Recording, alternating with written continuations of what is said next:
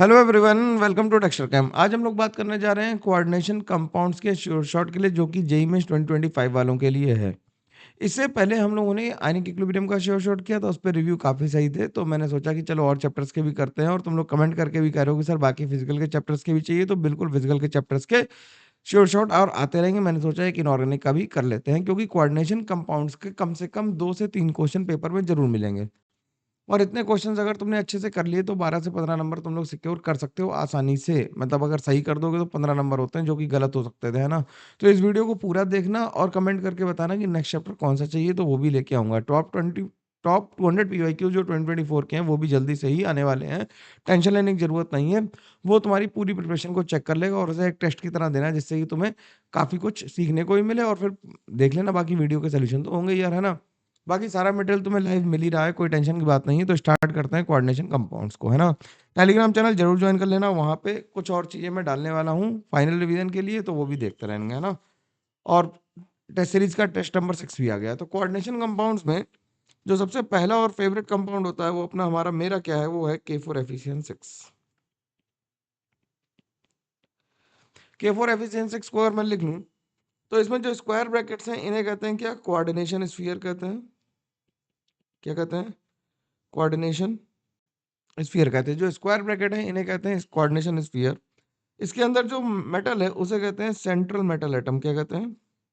Central metal atom कहते हैं। Central metal atom. भाई इसे बिल्कुल मैं कंसाइज रखूंगा, थ्योरी लिखूंगा नहीं, सारी चीजें बताता हुआ जाऊंगा, तो ध्यान से सुनना है मेरी बात को, है ना। सेंट्रल मेटल के बाद जो नॉन मेटल्स होते हैं उन्हें हम कहते हैं क्या, उन्हें हम कहते हैं लिगेंड्स। ये जो नंबर होती है इसे हम कहते हैं कोऑर्डिनेशन नंबर। क्या कहते हैं? Coordination number. इसी को हम लोग कहते हैं सेकेंडरी वैलेंसी भी। क्या कहते हैं? सेकेंडरी वैलेंसी भी इसी को कहते हैं। और सेंट्रल मेटल एटम की अगर हम ऑक्सीडेशन स्टेट निकालें तो यहाँ पे ऑक्सीडेशन स्टेट इसकी +2 है, तो इसे हम क्या कह सकते हैं, ये प्राइमरी वैलेंसी है। इसे कहते हैं ionisable valency. Ionisable valency. Coordination compounds की खास बात क्या होती है कि जब इन्हें हम पानी में डालते हैं तो ये अपने कांस्टेंट आयंस में ब्रेक नहीं होते। अगर हम इसे वाटर में डाल भी दें तो ये क्या होगा, ये कांस्टेंट आयंस में ब्रेक नहीं होगा। क्या बनाएगा, 4K+ बना देगा और FeCN6 4- बना देगा। तो ये पूरा पूरा ब्रेक नहीं हुआ, तो बेसिकली इसके लिए जो वांट ऑफ फैक्टर है अगर हम देखें तो वांट ऑफ फैक्टर इसके लिए कितना आ जाएगा, वांट ऑफ फैक्टर जो आएगा इसके लिए वो आ जाएगा 5। ठीक है, वांट ऑफ फैक्टर जिसकी हमें उसमें अपनी काफ़ी ज़रूरत पड़ती है, किसमें, लिक्विड सॉल्यूशंस में, जहाँ हम लोग कॉलिगेटिव प्रॉपर्टीज करते हैं। तो हमें सेंट्रल मेटल एटम पता लग गया, लिगैंड्स पता लग गया, कोऑर्डिनेशन नंबर क्या होती है इसके बारे में और बात कर लेते हैं। तो अगर हम बात करें तो लिगैंड्स क्या होते हैं, लिगैंड्स कैसे कैसे हो सकते हैं।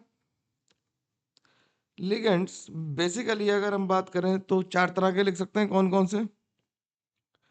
पॉजिटिवली चार्ज लिगेंड्स होते हैं, जैसे कि NO+ टाइप के, ठीक, या फिर NH2 NH3+ टाइप के, ठीक। निगेटिवली चार्ज लिगेंड होते हैं, जैसे OH-, Cl-, I-, Br-, Cn- and so on, ठीक। न्यूट्रल लिगेंड्स होते हैं, न्यूट्रल लिगेंड जैसे वाटर होता है अपना, कौन सा लिख लें, अमोनिया होता है, ROH होता है, ये क्या है, न्यूट्रल लिगेंड्स है। फिर उसके बाद आती है एम्बीडेंटेट लिगेंड की। Ambidentate dentate ligands. Ambidentate ligand कौन से होते हैं, जो दो साइड से इलेक्ट्रॉन पेयर को डोनेट कर सकते हैं, बट एट ए टाइम केवल एक ही साइड से इलेक्ट्रॉन पेयर डोनेट करते हैं, which can donate from 2 sides, ठीक, which can donate from 2 sides but donate electron pair only from 1 side at a time. इसके एग्जाम्पल जैसे लिखें तो साइनाइड लिख सकते हैं, थायोसाइनाइड लिख सकते हैं, ठीक है, नाइट्राइट लिख सकते हैं, तो ये सब क्या है? एम्बिडेंटेड लिगेंड्स हैं। लिगेंड्स कौन से होते हैं? जो इलेक्ट्रॉन पेयर डोनर हैं। क्या है? इलेक्ट्रॉन पेयर डोनर्स हैं। इसके अलावा अगर लिगेंड्स को एक और क्लासिफिकेशन में रखा जाए तो हम उसे कह सकते हैं चिलेटिंग लिगेंड्स। क्या कह सकते हैं? चिलेटिंग लिगेंड्स वो होते हैं जो रिंग फॉर्मिंग लिगेंड्स होते हैं। क्या होते हैं? रिंग फॉर्मिंग लिगेंड्स होते हैं। क्या होते हैं? रिंग फॉर्मिंग मतलब जो रिंग बनाते हैं। ठीक है। जैसे इसमें सबसे बढ़िया एग्जांपल जो लिख सकते हैं वो लिख सकते हैं ईएन। ईएन का मतलब है क्या? Ethylene diamine.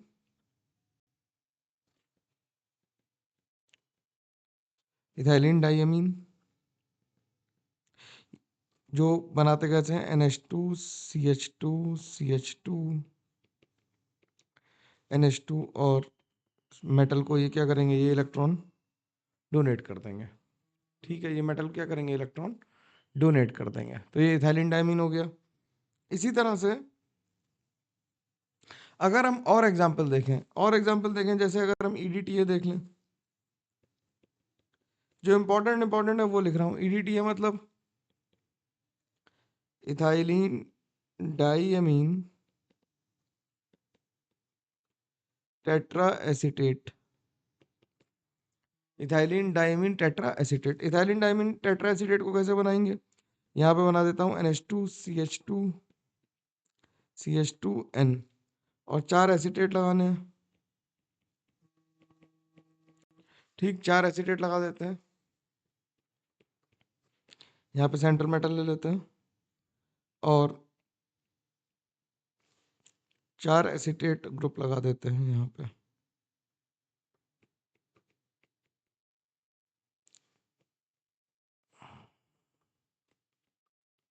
यहाँ मेटल ले लिया।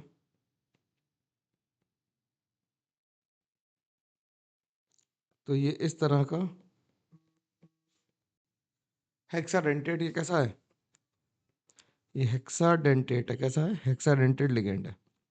तो देखो रिंग बन गई ना। कई बार क्वेश्चन इस बात पे पूछा गया कि इसमें कितनी रिंग बन रही है, कैसी रिंग बन रही है। और ये कैसा हो गया? ये बाइडेंटेट हो गया। कैसा हो गया? बाइडेंटेट। तो जो एक इलेक्ट्रॉन पेयर डोनेट कर रहा है वो मोनोडेंटेट है। जो 2 इलेक्ट्रॉन पेयर डोनेट कर रहा है वो बाइडेंटेट है। जो 3 इलेक्ट्रॉन पेयर डोनेट करेगा वो ट्राइडेंटेट हो जाएगा। जो 6 इलेक्ट्रॉन पेयर डोनेट करेगा वो हेक्साडेंटेट हो जाएगा। ठीक है। तो इसमें अगर तुम प्लेन बनाने की कोशिश करोगे तो देखो ये एक स्क्वायर प्लेन आ गया, एक ऊपर से डोनेशन और एक नीचे से डोनेशन है। तो इस तरह का ये बन गया। ठीक है। इसी तरह से और कॉमन जो है वो ऑक्सिलेट है। Oxalate is C2O4 2-। ये भी देखो चलेशन के लिए इन जनरल क्या होता है? इन जनरल हमें चाहिए होते हैं क्या? इन जनरल हमें चलेशन के लिए 5 मेंबर की रिंग चाहिए कम से कम। ठीक।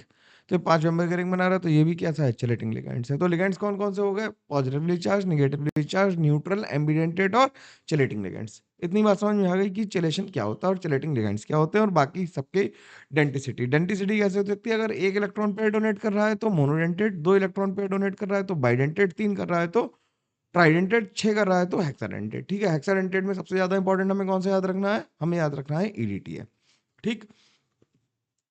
अब लिगेंड्स और भी 2 तरह के होते हैं। अगर मैं लिगेंड्स को और क्लासिफाई करूं, डोनर टेंडेंसीज क्या हो सकते हैं? डोनर टेंडेंसी पे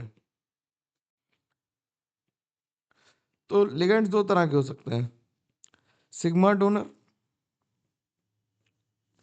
एंड पाई एक्सेप्टर। मतलब sigma donor and pi acceptor tendency अगर हम देखें तो ऐसे कह सकते हैं sigma donor and pi acceptor. ऐसे लिगेंड्स जो होते हैं जैसे जैसे अगर हम एग्जांपल लिखें इसका तो CN, ये कैसे हैं? सिग्मा डोनर और पाई एक्सेप्टर लिगेंड्स हैं। कैसे हैं? सिग्मा डोनर और पाई एक्सेप्टर्स हैं। सिग्मा डोनर और पाई एक्सेप्टर क्या करते हैं कि ये सिग्मा इलेक्ट्रॉन्स को तो डोनेट करते हैं और पाई इलेक्ट्रॉन्स को क्या कर सकते हैं? एक्सेप्ट करते हैं। तो ये जो लिगेंड्स हैं ये क्या करते हैं? ये सिनर्जिक बॉन्डिंग करते हैं। क्या करते हैं? सिनर्जिक बॉन्डिंग करते हैं। क्या करते हैं? सिनर्जिक बॉन्डिंग करते हैं। सिग्मा डोनर और पाई एक्सेप्टर होता है। ठीक है। तो सिनर्जिक बॉन्डिंग से क्या होता है कि मतलब मेटल को इलेक्ट्रॉन दिया और मेटल ने इलेक्ट्रॉन ने वापस दे दिए, तो बैक बॉन्डिंग जैसा काम इसमें चल रहा होता है। ठीक है। तो ये लिगेंड्स हो गए। अब बात करते हैं कोऑर्डिनेशन नंबर की। कोऑर्डिनेशन नंबर कैसे लिखेंगे? Coordination number is equal to होता है, अगर हम इक्वल टू लिखते हैं इसी के आगे सीधे, coordination number is equal to होता है ligancy into number of ligands, ligancy into number of ligands, ठीक है, ligancy into number of ligands. तो कोऑर्डिनेशन नंबर की ये डेफिनेशन हो गई। अब अगर हम देखें कि मान लो कि K4FeCN6 में हमें कोऑर्डिनेशन नंबर निकालनी है, ठीक, तो जो CN है, CN कैसा लिगेंड है, CN is monodentate ligand, monodentate ligand, ठीक। और इसकी नंबर ऑफ लिगेंड्स कितने हो गए, नंबर ऑफ लिगेंड्स हो गए कितने, 6 हो गए। तो इसकी कोऑर्डिनेशन नंबर कितनी आ गई, कोऑर्डिनेशन नंबर आ गई 1 × 6 यानी कि 6, ठीक है। तो कोऑर्डिनेशन नंबर कितनी आ गई, 6। अगर इसी की जगह हम एक अलग एग्जांपल ले लें, जैसे ले लें मान लो FeEn होल थ्राइस 3+, ठीक। तो ईएन जो है, ईएन क्या है, एथिलीन डायमीन है, और एथिलीन डायमीन की डेंसिटी कितनी है, डेंसिटी उसकी कितनी है, 2, तो ये बाइडेंटेड लिगेंड है। और नंबर ऑफ लिगेंड्स कितने हो गए, नंबर ऑफ लिगेंड्स हो गए कितने, भाई बात समझ में आ रही, नंबर ऑफ लिगेंड्स हो गए कितने, 3। तो कोऑर्डिनेशन नंबर कितनी हो गई, बाइडेंटेड लिगेंड है, 3 लिगेंड्स हैं, यानी कि कितनी हो गई, 6। सिंपल है। तो इस तरह से हम लोग कोऑर्डिनेशन नंबर आसानी से निकाल पाएंगे, ठीक है। अब हमें कोऑर्डिनेशन नंबर और ऑक्सीडेशन नंबर इसकी कितनी हो गई, +3। ऑक्सीडेशन नंबर और कोऑर्डिनेशन नंबर अगर हमें निकालना आ गया तो हम नाम लिखना सीख जाएंगे। नाम लिखने के लिए, नेमिंग के लिए क्या करेंगे, अगर हम नेमिंग ऑफ कोऑर्डिनेशन कंपाउंड की बात करें, नेमिंग ऑफ कोऑर्डिनेशन कंपाउंड्स की बात करें,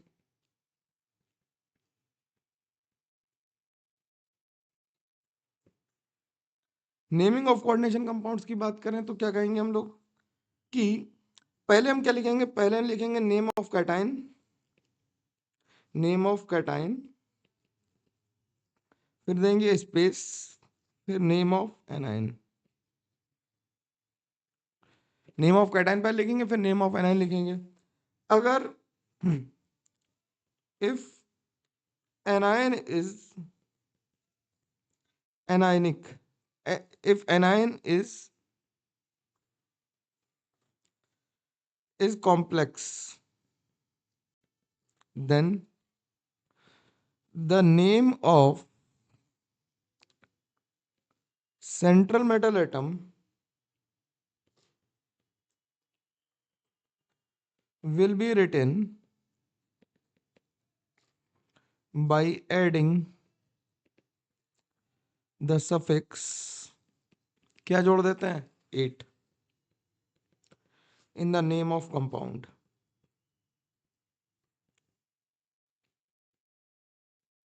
ठीक।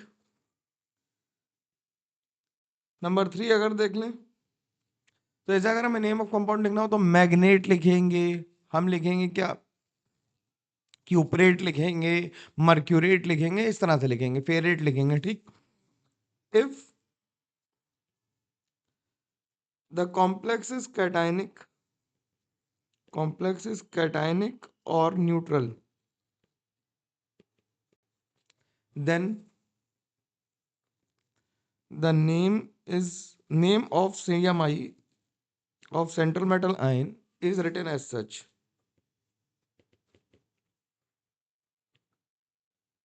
ठीक।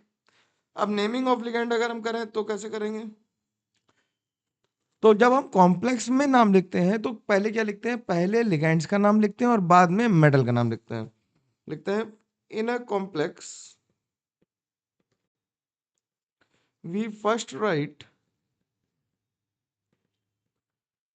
The name of ligand followed by name of metal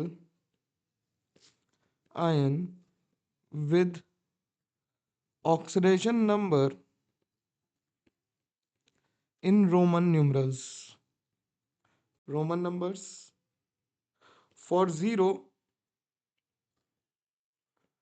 we write 0, ठीक, ब्रैकेट के अंदर लिखेंगे। अब अगर हमें किसका नाम लिखना हो, अगर हमें कॉम्प्लेक्स में लिगेंड्स का नाम लिखना हो तो the name of ligands, the name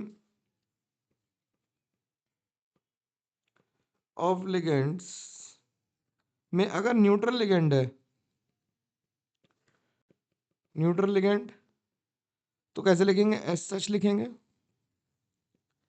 अगर कैटायनिक है तो ईएम आयन लिखेंगे, और अगर एनायनिक है तो एट सफिक्स यूज करेंगे। ठीक, जैसे एटो यूज करेंगे, ठीक है, या सफिक्स क्या यूज करेंगे, ओ यूज करेंगे, ठीक है, ओ सफिक्स यूज करेंगे बाय रिमूविंग ई, रिमूविंग ई। जैसे अगर हमें लिखना हो, मान लो सल्फेट लिखना हो, तो सल्फेट को क्या लिखेंगे, सल्फेटो लिखेंगे। साइनाइड लिखना हो तो साइनाइड को साइनो भी लिख सकते हो और साइनाइडो भी लिख सकते हो, ठीक है। ऑक्सिलेट लिखना हो तो इसे ऑक्सिलेटो लिखेंगे। ठीक, तो इस तरह से हम नाम लिख देंगे। जैसे अगर हमें K4 एफिशिएंसी का ही नाम लिखना हो, मान लो K4 एफिशिएंसी का नाम लिखना हो तो इसकी ऑक्सीडेशन नंबर कितनी हो गई, +2 हो गई। अब इसका नाम कैसे लिखेंगे, ऐसे लिखेंगे क्या, पोटेशियम, फिर लिखते हैं हेक्सा साइनो। अब ये कैसा एनायनिक है तो फेरेट 2। ठीक, सिंपल। मान लो अगर हमें लिखना पड़े निकेल CO4 तो हम लिखेंगे टेट्रा कार्बोनाइल, CO को लिखते हैं कार्बोनाइल निकेल, और निकेल पे ऑक्सीडेशन नंबर 0 है तो 0 लिख देंगे। तो इस तरह से नेमिंग हम लोग कर लेंगे। डिटेल में अगर नेमिंग सीखनी है तो फिर से यार निश्चय बैच में जाके देखना पड़ेगा, वहीं से बात समझ में और क्लैरिटी से आएगी। मैं ये मान के चल रहा हूँ कि मेरे इतना नॉमेनक्लेचर बोलने के बाद तुम्हारे दिमाग में सारी बातें फटाफट रिकॉल हो रही होंगी, ये मैं मान के चल रहा हूँ, तभी आगे बात करी जा सकती है हम लोगों की, ठीक है। अब बात करते हैं बॉन्डिंग थ्योरीज की। बॉन्डिंग थ्योरीज की अगर हम बात करें तो सबसे पहले हम जो देखेंगे वो क्या देखेंगे, वीबीटी देखेंगे। क्या देखेंगे, वीबीटी। वीबीटी मतलब valence bond theory. Valence bond theory में हम लोग क्या निकालेंगे, कोऑर्डिनेशन नंबर के करस्पॉन्डिंग क्या लिख लेंगे, हाइब्रिडाइजेशन लिख लेंगे। कोऑर्डिनेशन नंबर के करस्पॉन्डिंग हम क्या लिखेंगे, हाइब्रिडाइजेशन लिखेंगे। तो कोऑर्डिनेशन नंबर जैसे मान लो 2 आ गया तो हाइब्रिडाइजेशन क्या आ जाएगा, sp3 आ गया तो sp2, 4 आ गया तो sp3 या dsp2 या d3s। ठीक, 5 आ गया तो sp3d या फिर dsp3, 6 आ गया तो sp3d2 या फिर d2sp3। तो ये कोऑर्डिनेशन नंबर के हिसाब से हम लोग क्या निकाल लेंगे, हाइब्रिडाइजेशन निकाल लेंगे। तो हमें जो सीखना है वो मेनली कोऑर्डिनेशन नंबर 4 और कोऑर्डिनेशन नंबर 6 के लिए सीखना है। तो पहले हम देख लेते हैं फॉर कोऑर्डिनेशन नंबर 6। तो हेडिंग डाल लेते हैं VBT for coordination number 6, VBT for coordination number 6। VBT for coordination number 6 की अगर हम बात करें तो हम क्या कहेंगे, वीबीटी फॉर कोऑर्डिनेशन नंबर 6 में क्या होगा कि हमने मान लो एक एग्जांपल ले लिया FeCl6 4-, ठीक, और एक एग्जांपल ले लिया FeCN6 4-। इन दोनों की कंपैरेटिव स्टडी करते हैं, बात काफी हद तक हमें समझ में आ जाएगी, ठीक है। तो Cl जो है इसमें Fe की ऑक्सीडेशन नंबर 2 है, इसमें भी 2 है, ठीक। Cl जो है इसमें वीक फील्ड लिगेंड है, कैसा लिगेंड है, वीक फील्ड लिगेंड है। और Cn जो है वो स्ट्रॉन्ग फील्ड लिगेंड है, ठीक। तो अगर हमें लिगेंड्स के डोनर टेंडेंसीज को देखना हो तो हम सबसे पहले लिखेंगे कि हेलोजन डोनर्स, हेलोजन डोनर जो होंगे वो वीकेस्ट होंगे। फिर आएंगे कौन से, फिर आएंगे ऑक्सीजन डोनर्स, ऑक्सीजन के बाद आएंगे कौन से, नाइट्रोजन डोनर्स, और उसके बाद आ जाएंगे कार्बन डोनर्स, ठीक है। तो ये फील्ड स्ट्रेंथ की बात हम लोग कर रहे हैं। ये हम लोग बात कर रहे हैं किसकी, फील्ड स्ट्रेंथ की। फील्ड स्ट्रेंथ में क्या हो रहा है कि ऑक्सीजन डोनर सबसे, मतलब जो कार्बन डोनर है वो सबसे ज्यादा स्ट्रॉन्ग फील्ड लिगेंड है, और हेलोजन डोनर कैसे हैं, वीक फील्ड लिगेंड है। अब हमें पता है कि Fe का नंबर कितना है 26। 26 2 का लिखेंगे तो क्या लिखेंगे AR3D6 लिख देंगे, तो लिख देंगे AR3D6। ठीक। अब जब AR3D6 में बनाएंगे तो हम लोग जब ब्लॉक्स बनाएंगे तो ब्लॉक्स को थोड़ा सा एडजस्ट करके बना देते हैं। ठीक, तो ये इस तरह से ब्लॉक्स बना लिए हम लोगों ने।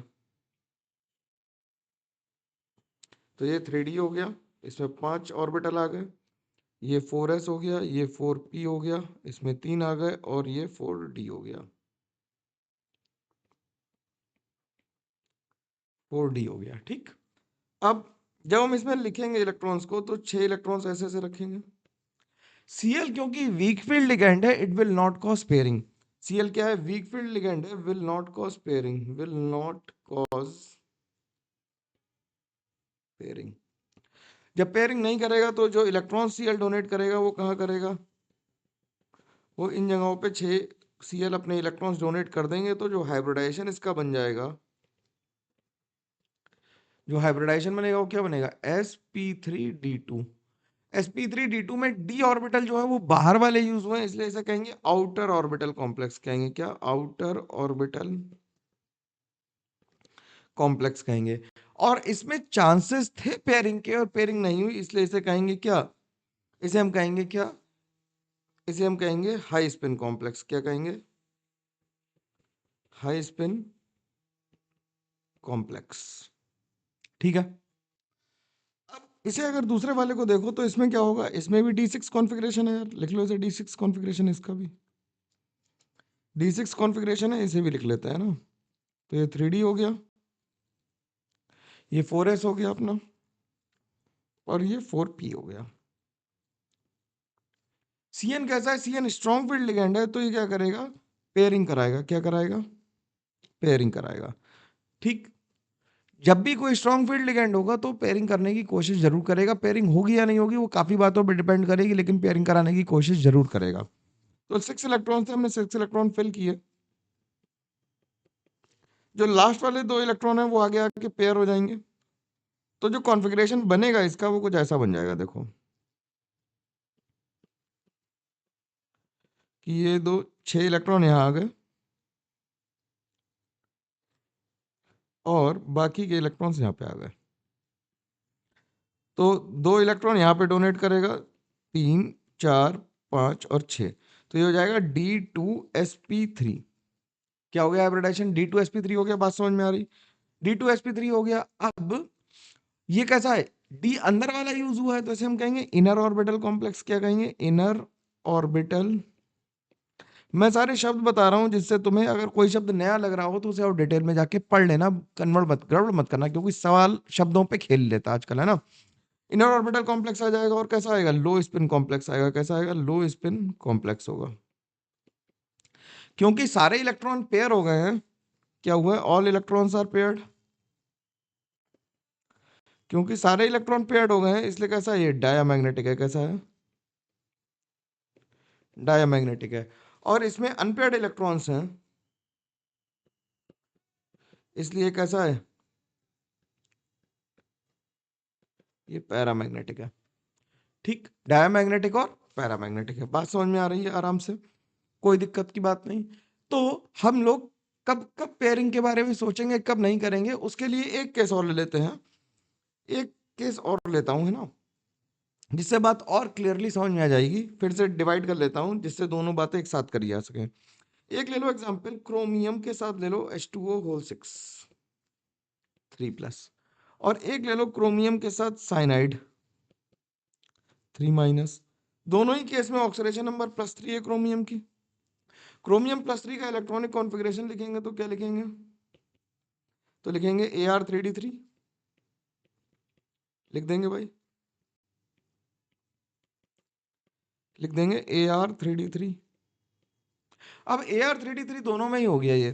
तो जब हमने वाटर को देखा तो वाटर कैसा है, वीक फील्ड लिगेंड है।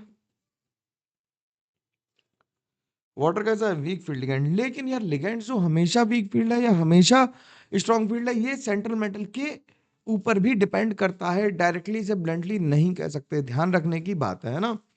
और साइनाइड जो है वो कैसा है, स्ट्रॉन्ग फील्ड लिगेंड है। तो क्रोमियम के साथ जब D3 आया कॉन्फ़िगरेशन, तो हमने क्या किया, 3D ऑर्बिटल को ड्रॉ कर लिया भाई। एक डिब्बा और बना लेते तो 3D हो गया, ये 4s हो गया, और ये हो गया अपना 4p। ठीक, तो ये 3 इलेक्ट्रॉन यहाँ आ गए। अब सेम हम यहाँ पे ही बनाना चाहते, तो मैं तो थोड़ा स्मार्टली काम कर सकता हूँ कि मैं इसे उठा के यहाँ से कॉपी मार के यहाँ पेस्ट कर देता हूँ। ठीक, बाकी इरेज कर देता हूँ जहाँ जहाँ पे कुछ कुछ गड़बड़ आई। ठीक है, अब क्या हुआ कि हमें हमेशा इनर ऑर्बिटल खाली मिल गए। देखो ये दोनों ऑर्बिटल खाली मिल गए ना हमें, तो इलेक्ट्रॉन पेयर लोअर एनर्जी में देने में फायदा है या हाई एनर्जी में देने में, तो तुम्हारे दिल से आवाज आनी चाहिए कि सर लोअर एनर्जी में देने से फायदा है। और इसमें भी इलेक्ट्रॉन कहाँ देने में फायदा है, लोअर एनर्जी में देने से। तो स्ट्रॉन्ग फील्ड हो या वीक फील्ड हो, दोनों में पेयरिंग नहीं हो रही है। ठीक है, तो दोनों में हाइब्रिडाइजेशन कितना आ गया, D2sp3 आ गया। ये स्पिन फ्री कॉम्प्लेक्स है, स्पिन फ्री कॉम्प्लेक्स है। इसे हम हाई स्पिन और लो स्पिन की कैटेगरी में नहीं रखेंगे। कैसे कॉम्प्लेक्स है, स्पिन फ्री कॉम्प्लेक्स है। अगर ये स्पिन फ्री कॉम्प्लेक्स हैं, तो हम ये कह सकते हैं कि क्या ये पैरामैग्नेटिक होंगे हमेशा। ये दोनों ही कैसे हैं, पैरामैग्नेटिक हैं। तो हम ये कह सकते हैं क्या कि जब कॉन्फ़िगरेशन D0, D0 कह रहा हूं, D1 हो, D2 हो, D3 हो, तो no need of pairing, always D2sp3, always D2sp3 hybridization will take place.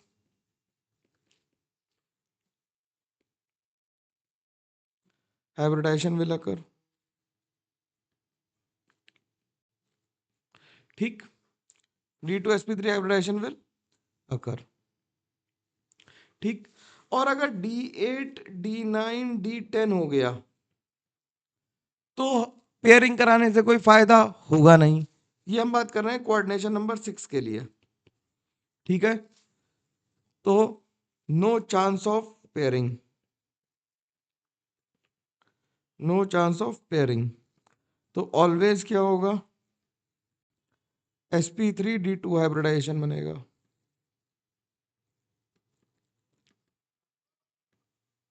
sp3d2 hybridisation बनेगा। ठीक है, बात समझ में आ रही, बिल्कुल आसानी से बात समझ में आनी चाहिए। तो सारी गड़बड़ जो होने वाली है वो कहां से कहां तक होने पा रही है, D4 से लेकर D7 तक होने वाली है। अब D7 में जो सबसे इंपॉर्टेंट केस बनता है वो कोबाल्ट+3 के साथ बनता है। ठीक, कोबाल्ट+3 इन जनरल क्या होता है, D2sp3 टाइप के कॉम्प्लेक्स बनाता है। और कोबाल्ट+2 जो है वो in general with weak field ligands, with weak field ligands वो sp3d2 बनाता है। और ये with weak field as well as strong field ligand, दोनों के साथ ये क्या करता है, ये D2sp3 बनाता है। जैसे कोबाल्ट का अगर हम +3 वाटर के साथ ले लें, तो वो भी क्या है, वो भी हमारा D2sp3 बन जाता है। ठीक है, ये थोड़ी बातें याद रखने की, ज्यादा तंग होने की जरूरत नहीं है। ठीक, अब बात करते हैं कोऑर्डिनेशन नंबर 4 के लिए। कोऑर्डिनेशन नंबर 4 में हमारे पास दो तरह की ज्योमेट्रीज अवेलेबल हैं। कौन कौन सी, एक तो है टेट्राहेड्रल और दूसरी है स्क्वायर प्लेनर। टेट्राहेड्रल है और स्क्वायर प्लेनर है। अगर हम एग्जांपल ले लें, मान लो कि NiCl4 2- का ले लेते हैं एग्जांपल, और NiCO4 का ले लेते हैं, NiCN4 का ले लेते हैं। स्ट्रॉन्ग फील्ड में हमें Cn सबसे ज्यादा पसंद है, तो CN4 का ले लेते हैं। फिर से अपना सेपरेटर लाइन खींच लेते हैं और दोनों को बनाने की कोशिश करते हैं। ठीक है, तो Ni के साथ क्या होगा, Ni के यहाँ पे ऑक्सीडेशन नंबर दोनों जगह पे +2 है। तो 28Ni+2 को अगर हम लिखना चाहें तो हम क्या लिखेंगे, Ar3D8 लिखेंगे। सेम गोज विद दिस, तो इसे कॉपी कर लेते हैं, इधर भी लिख देते हैं। ठीक।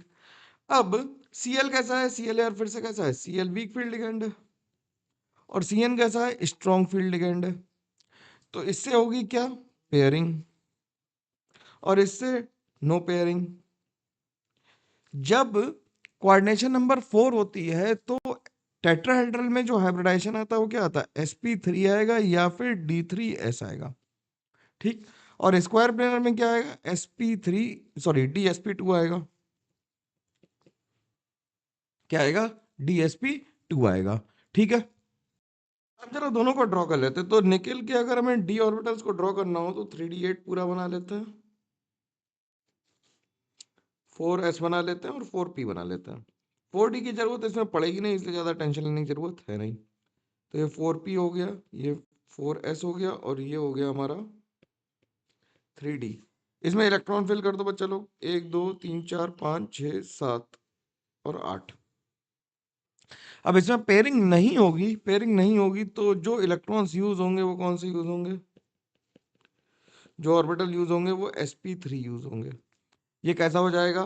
पैरामैग्नेटिक हो जाएगा। ये क्या हो जाएगा? पैरामैग्नेटिक हो जाएगा। ठीक।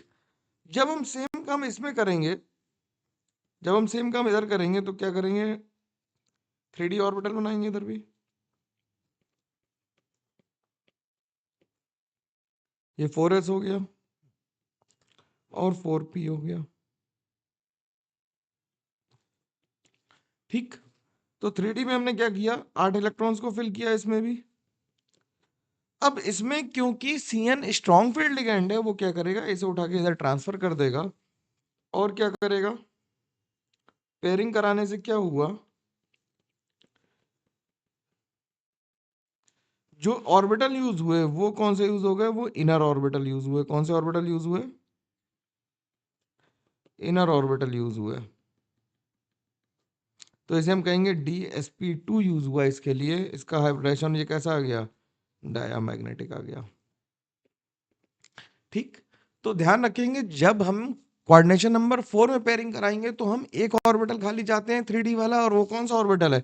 अगर इसका नाम लिख दें तो dx² - y² है। लेकिन जब हम लोग कोऑर्डिनेशन नंबर 6 में लिखते हैं तो हमें दो ऑर्बिटल खाली चाहिए होते हैं। कौन कौन से? dx² - y² और dz²। दो ऑर्बिटल खाली चाहिए। अब d3s का एक स्पेशल केस है, उसे भी देख लेते हैं। d3s का स्पेशल केस क्या होता है? d3s का अगर हम स्पेशल केस देखें,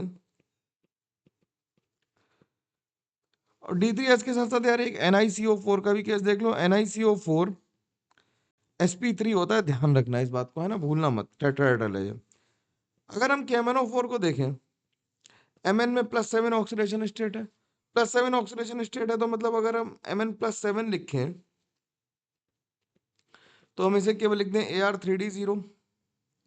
अब अगर 3d0 है तो जो तीन ऑर्बिटल यूज होने हैं वो कौन से यूज होंगे? d वाले यूज हो जाएंगे, तो d3s बन जाएगा। और d कौन सा होगा? dxy dyz dzx यूज होगा और s यूज होगा। तो इससे जो शेप बनेगी वो टेट्राहेड्रल बनेगी। ये बात हमें ध्यान रखनी है, स्पेशल केस है। तो कोई भी d0 कॉन्फ़िगरेशन वाला होगा वो क्या बनाएगा? वो d3s टाइप का हाइब्रिडेशन बना सकता है। अब जो मैग्नेटिक मूवमेंट है, जो मैग्नेटिक मूवमेंट है उसका फॉर्मूला क्या होता है? मैग्नेटिक मूवमेंट का फॉर्मूला, मैग्नेटिक मूवमेंट का फॉर्मूला होता है √n × n+2 Bohr magneton, where n is number of unpaired electrons. n is number of unpaired electrons. बात याद रखना, भूलना मत, क्योंकि इसके कई सारे सवाल तुम्हें देखने को मिल जाएंगे, कैलकुलेशन वाले भी और वैसे भी। ठीक है। तो अब जैसे सवाल देख लेते हैं। अगला सवाल कह रहा है कैल पहला सवाल है जो हम लोग डिस्कस करने जा रहे हैं। अगला क्या कर रहा हूँ? कह रहा है calculate the magnetic moment spin only value for the species FeCl4CO oxalate 4 whole thrice 3- and MnO4 2-। ठीक है। तो अब जरा लिखना जरा एक एक करके। तो हमने लिखा FeCl4 2-। Fe की ऑक्सीलेशन नंबर कितनी है? +2। Cl कैसा है? वीक फील्ड लिगेंड है। ये सारी इंफॉर्मेशन हमें पहले से पता है।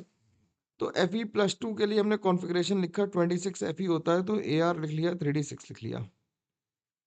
अब 3d6 वीक फील्ड लिगेंड है, पेयरिंग तो करा नहीं पाएगा। 3d6 वीक फील्ड लिगेंड है, पेयरिंग तो करा नहीं पाएगा। तो क्या होगा? 1 2 3 4, तो 6 इलेक्ट्रॉन्स हम इस तरह से भरेंगे। और पेयरिंग नहीं होगी तो इसका हाइब्रिडाइजेशन कितना आ जाएगा? कोऑर्डिनेशन नंबर 4 है तो हाइब्रिडेशन कितना आ जाएगा, हाइब्रिडेशन इसका आ जाएगा कितना, sp3 आ जाएगा, आ जाएगा। और नंबर ऑफ अनपेयर्ड इलेक्ट्रॉन कितने आ गए, नंबर ऑफ अनपेयर्ड इलेक्ट्रॉन्स कितने आ गए, नंबर ऑफ अनपेयर्ड इलेक्ट्रॉन्स आ गए 4। तो जो म्यू आ गया वो कितना आ गया, under root of n into n plus two, यानी कि अंडर रूट ऑफ 4 इंटू 4 + 2, यानी कि √24, √24 5 से थोड़ा कम, तो यानी कि 4.9 ऑप्शन में दे रखा है, तो 4.90 बोर मैग्नेट्रॉन लिख देते हैं सर। ठीक, अगला एग्जांपल हमें दिया है कोबाल्ट के साथ C2O4 2 होल थ्राइस 3-, कोबाल्ट +3 में है, कोबाल्ट +3 में है, और +3 के लिए हमने बताया था कि ऑक्सिलेट कैसा है, ऑक्सिलेट चिलेटिंग लिगेंड है, ऑक्सिलेट कैसा है, चिलेटिंग लिगेंड है। जो ऑक्सिलेट चिलेटिंग लिगेंड है +3 में यहाँ पे आ गया ये, तो ये क्या करेगा, ये पेयरिंग करेगा, ये स्ट्रॉन्ग फील्ड की तरह बिहेव करेगा। और कोबाल्ट का अगर एटॉमिक नंबर लिखें तो 27 कोबाल्ट +3 में आ गया, तो यानी कि Ar3d6 आ गया। अगर स्ट्रॉन्ग फील्ड लिगेंड है तो will cause pairing, will cause pairing. तो इसे बना के देखना जरा, कोबाल्ट +3 को D6 को बना के देखो जरा, D6 हम लोगों ने बनाने की कोशिश की तो D6 ऐसा बनेगा, 4s आ गया, और ये आ गया क्या, 4p आ गया, 3d 4s और 4p आ गया, और आ गया 4d।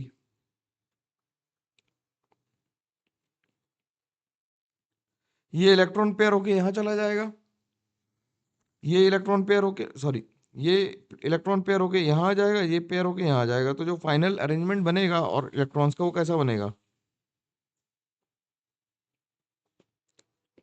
वो इलेक्ट्रॉन्स का अरेंजमेंट थोड़ा इस तरह का बन जाएगा। ठीक, तो ये इलेक्ट्रॉन्स अंदर वाले यूज हुए,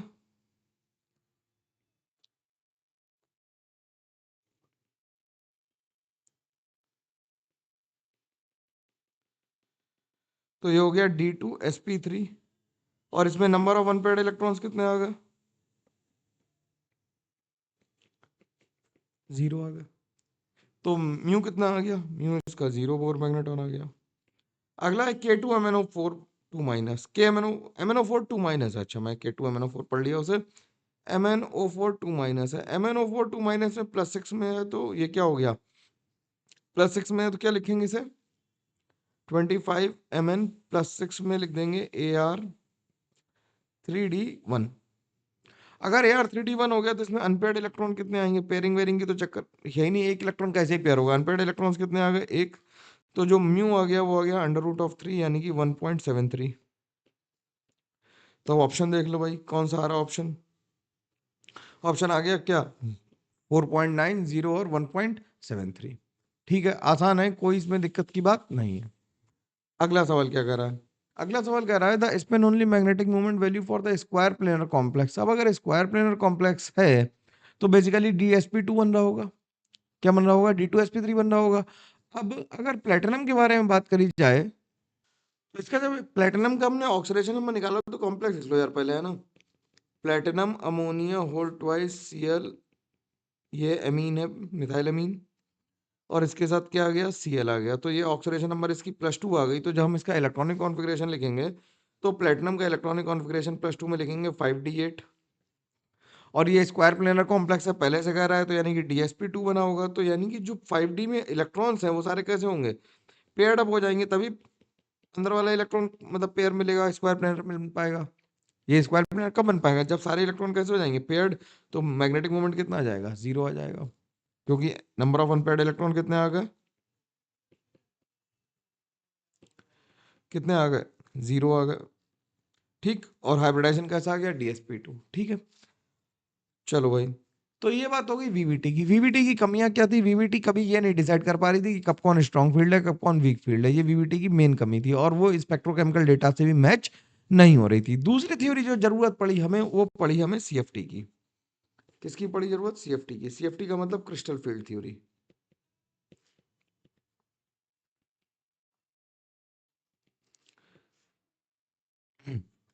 क्रिस्टल फील्ड थ्योरी क्या कहती है? क्रिस्टल फील्ड थ्योरी कहती है कि जो हाइब्रिडाइजेशन वगैरह चीज है, ये ऐसी कोई चीज एग्जिस्ट नहीं करती। वो सिंपल कहती है कि कैटायन और एनाइन के बीच में, यानी कि सेंट्रल मेटल आयन और लिगेंड्स के बीच में क्या है? प्योरली इलेक्ट्रोस्टैटिक अट्रैक्शन है। क्या है? प्योरली इलेक्ट्रोस्टैटिक अट्रैक्शन है। तो ये किस पे बात कर रही है? ये किस पे बेस्ड है? Purely electrostatic force of attraction पे काम कर रही है। फोर्स ऑफ अट्रैक्शन पे काम कर रही है थ्योरी। और जो central metal ion and ligands हैं, वो दोनों क्या है? Both are point charges. क्या है? Both are point charges. दोनों क्या है? पॉइंट चार्जेस है। ठीक। अब जब ये बात हो गई, तो क्रिस्टल फील्ड थ्योरी हमें बेसिकली पढ़नी है दो चीजों के लिए। किन के लिए हमें पढ़नी है? दो चीजों के लिए पढ़नी है। क्या? कौन कौन सी? हमें पढ़नी है कोऑर्डिनेशन नंबर 6 के लिए और कोऑर्डिनेशन नंबर 4 के लिए। कोऑर्डिनेशन नंबर 6 के लिए पहले देखते हैं। तो क्रिस्टल फील्ड थ्योरी कहती है जब क्या हो रहा है, जब इलेक्ट्रॉन्स अप्रोच करना शुरू कर रहे हैं, तो डी ऑर्बिटल्स अपनी डिजेनेसी को लूज कर देंगे। डी ऑर्बिटल्स कितने थे? Types of D orbitals. Types of D orbitals जो थे, सॉरी, वो दो तरह के थे। कौन कौन से? एक तो इन बिटवीन द एक्सिस थे, और एक अलोंग द एक्सिस थे। इन बिटवीन द एक्सिस कौन कौन से थे? D X Y, D Y Z और डी जेड एक्स। और ये कौन से थे? D X square minus Y square और डी जेड स्क्वायर। ठीक। तो जब इलेक्ट्रॉन्स ने अप्रोच करना शुरू किया कोऑर्डिनेशन नंबर 6 में, तो क्या हुआ कि अगर हम मेटल को बीच में रख दें और लिगैंड्स को अप्रोच कराना शुरू कर दें 6 डायरेक्शन से, और हम ये कहें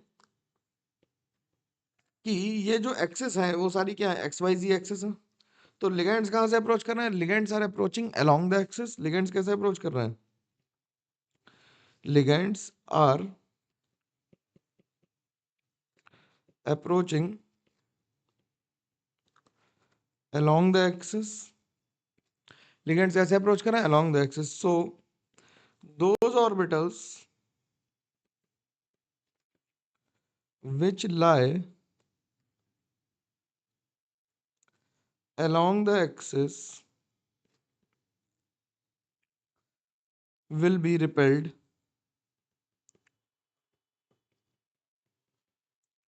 more। क्या होंगे? वो ज्यादा रिपेल होंगे। अब जब ज्यादा रिपेल होंगे तो स्प्लिटिंग क्या होगी? डिजेनरेसी लैग करेगी। जो डी ऑर्बिटल से 5, वो बेरी सेंटर से क्या करेंगे? उनकी जो डिजेनरेसी है वो लैग कर जाएगी। 2 इलेक्ट्रॉन ऊपर चले जाएंगे, 2 ऑर्बिटल, और 3 ऑर्बिटल कहाँ जाएंगे? नीचे आ जाएंगे। ठीक। जो नीचे आ गए उन्हें T2G कहेंगे, जो ऊपर चले गए उन्हें EG कहेंगे। And G stands for Garrett and T2 comes from term symbol. ठीक है। जो इनके बेरी सेंटर से क्या है? ये बेरी सेंटर है। बेरी सेंटर से इनकी जो स्टेबिलिटी है, ये 0.4 डेल्टा ओ स्टेबलाइज हो जाएंगे, और ये plus 0.6 delta O destabilise हो जाएंगे। तो ओवरऑल जो एनर्जी होगी वो 1 डेल्टा ओ के बराबर होगी। ठीक। ठीक है। तो हम इसके लिए CFSE कैसे निकालेंगे? CFSE मतलब crystal field stabilisation energy. Crystal field stabilisation energy कैसे निकालेंगे? क्रिस्टल फील्ड स्टेबलाइजेशन एनर्जी निकालने के लिए हम कहेंगे कि this is equals to, CFSE is equals to number of electrons in T2G orbitals into minus 0.4 delta O plus number of electrons in EG orbitals into plus 0.6 delta O। तो इससे हम लोग क्या निकाल देंगे? हम लोग इलेक्ट्रॉनिक कॉन्फ़िगरेशन निकाल पाएंगे। ठीक है। तो मान लो अगर हमें Fe3+ का हमें इलेक्ट्रॉनिक कॉन्फ़िगरेशन लिखना हो वीक फील्ड लिगेंड के साथ, तो Fe3+ का इलेक्ट्रॉनिक कॉन्फ़िगरेशन अगर हम लिखें तो Ar3d5 है। अगर हम वीक फील्ड लिगेंड की तरह लिखेंगे तो क्या करेंगे? T2G में एक एक इलेक्ट्रॉन देंगे और EG में भी एक एक इलेक्ट्रॉन देंगे, तो T2G 3 हो जाएगा और EG 2 हो जाएगा। लेकिन अगर हम Fe2+ का लिखें स्ट्रॉन्ग फील्ड लिगेंड में, तो Ar3d6 है, और स्ट्रॉन्ग फील्ड लिगेंड क्या करता है? पेयरिंग करा देता है। तो इसे हम लिखेंगे T2G6। ठीक। और EG 0। इस तरह से हम लोग इलेक्ट्रॉनिक कॉन्फ़िगरेशन लिखेंगे। तो ये स्प्लिटिंग पैटर्न याद रख पाओगे? स्प्लिटिंग पैटर्न में क्या था? T2G नीचे था और EG ऊपर था। तो ये हो गई किसकी? ऑक्टाहेड्रल कॉम्प्लेक्स की स्प्लिटिंग। अब कोऑर्डिनेशन नंबर अगर 4 के लिए देखें, कोऑर्डिनेशन नंबर 4 में हमारे पास 2 तरीके हैं। तो पहले हम देखते हैं टेट्राहेड्रल फील्ड के लिए। ठीक, टेट्राहेड्रल फील्ड के लिए देखते हैं। टेट्राहेड्रल फील्ड में क्या होगा कि अगर हम बेस्ट टेट्राहेड्रल डिस्क्राइब करें, तो मैं कई बार बता चुका हूँ, फिर से बता रहा हूँ कि हम क्या करेंगे, स्क्वायर के एक क्यूब के ऑल्टरनेटिंग कॉर्नर्स पे हम क्या लगा देंगे, एटम को लगा देंगे। ठीक, तो ऑल्टरनेटिंग कॉर्नर्स लगा दिए, यहाँ लगा दिया, यहाँ लगा दिया, यहाँ छोड़ के यहाँ लगा दिया और यहाँ लगा दिया। ठीक, ये ऑल्टरनेटिंग कॉर्नर्स पे आ गए। तो अगर हम इसमें एक्सेस मानेंगे, तो जो लिगेंड्स हैं वो कहाँ से आ रहे हैं? इन बिटवीन द एक्सेस आ रहे हैं। लिख देते हैं ligands are approaching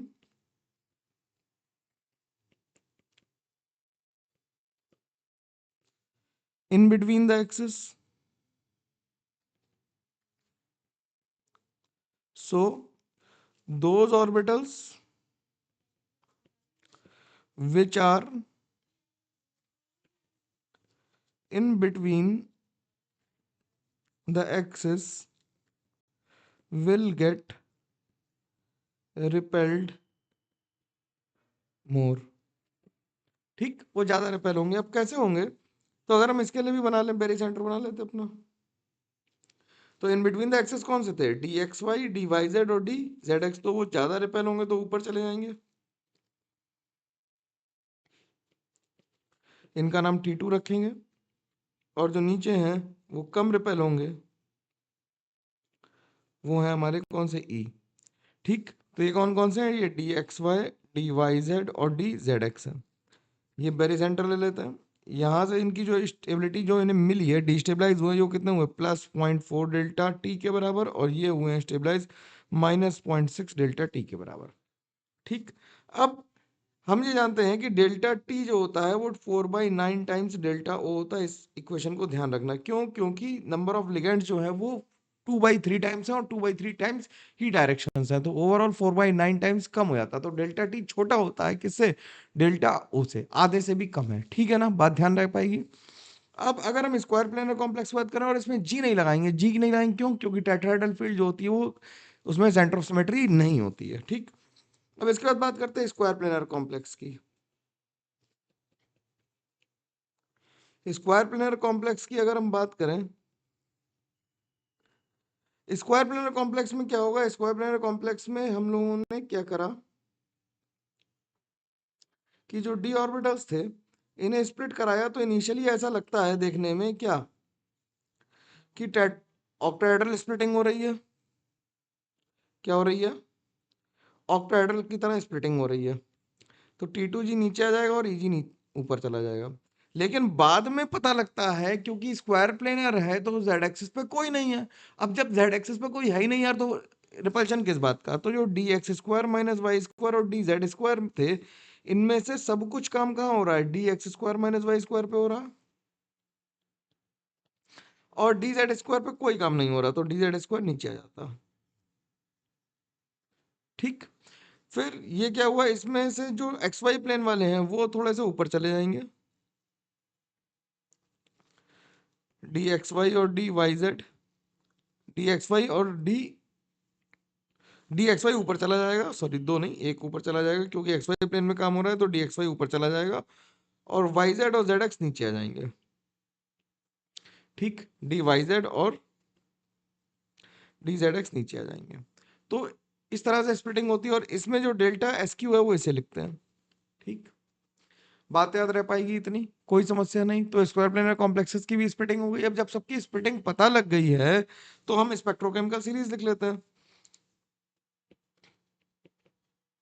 spectrochemical series लिख लेते हैं। स्पेक्ट्रोकेमिकल सीरीज का रफ आइडिया रखना, याद रखने का, क्योंकि इससे कई क्वेश्चन सीधे सीधे पूछे गए। तो आई माइनस सबसे कम है, फिर बी आर माइनस है, फिर एस सी एन माइनस है, फिर एफ माइनस है, फिर सी एल माइनस, सॉरी, इसके बाद सी एन माइनस के बाद क्या है? सी एल माइनस है, फिर एच टू माइनस है, फिर एफ माइनस है, फिर ओ एच माइनस है, फिर C2O4 माइनस है, फिर वाटर है, फिर एन सी एस माइनस है, NCS माइनस है, फिर EDTA है,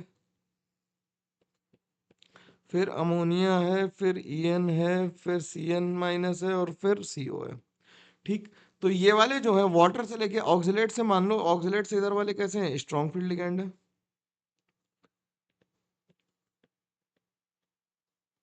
ये जो है ये बॉर्डर लाइन पे है, किस पे है, बॉर्डर लाइन पे है। और ये कैसे हैं, ये वीक लिगेंड है। और इसका कोई भी एक्सप्लेनेशन नहीं है, ये ऑब्जर्वेशन पे बनाई गई है, इसका कोई भी एक्सप्लेनेशन नहीं है। ठीक, याद रह पाएगी। अब एक शब्द आता है पेयरिंग एनर्जी। कौन सा शब्द आता है, पेयरिंग एनर्जी।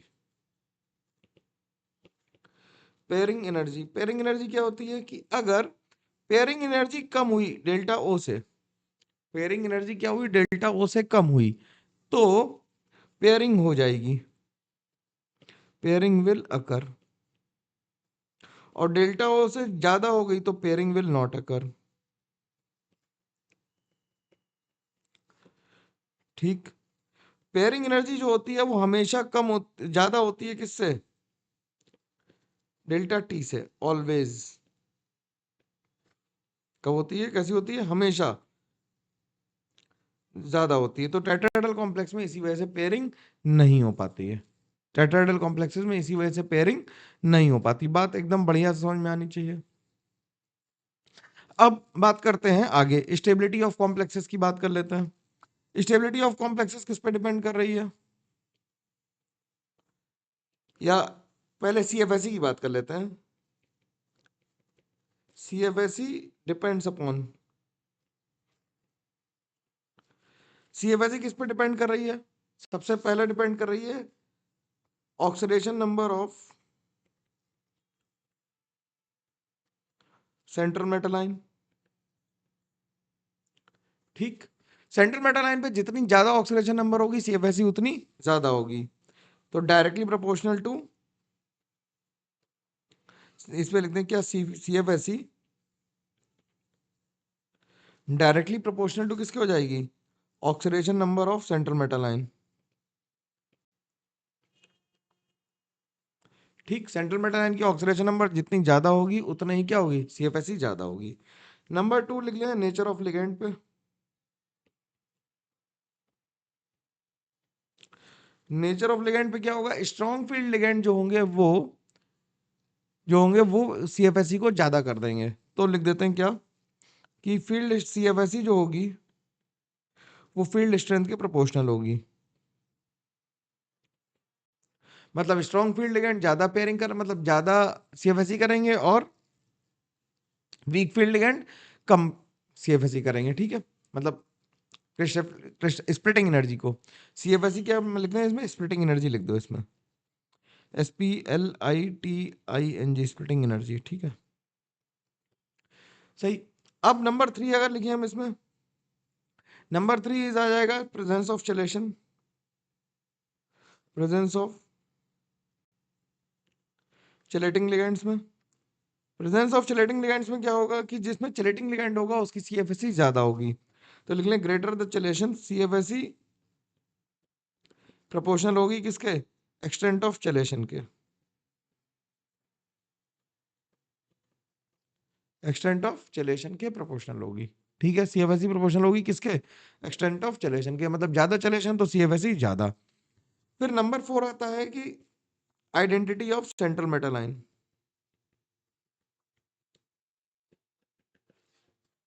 तो CFSE जो होती है फॉर 5D के लिए, सीरीज एलिमेंट्स के लिए ज्यादा होगी then 4D then 3D।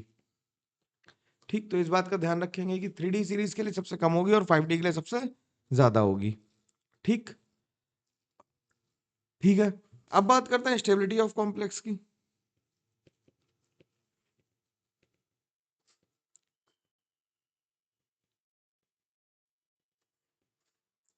Stability of complexes में क्या होगा, स्टेबिलिटी ऑफ कॉम्प्लेक्सेस में जितनी CFSE ज्यादा होगी, CFSE प्रोपोर्शनल होगी किसके, स्टेबिलिटी के लिए।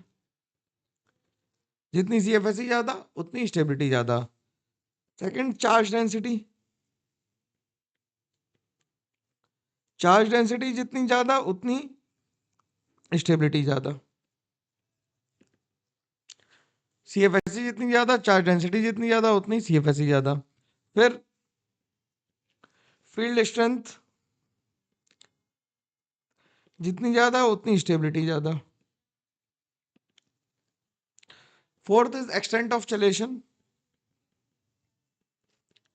एक्सटेंट ऑफ चलेशन, चलेशन जितना ज्यादा उतनी स्टेबिलिटी ज्यादा। ठीक है, और इसके बाद एक चीज बचती है जो करने के लिए, वो बचता है effective atomic number, EN rule, है ना। इसके बाद क्या बचता है, ईएन बचता है,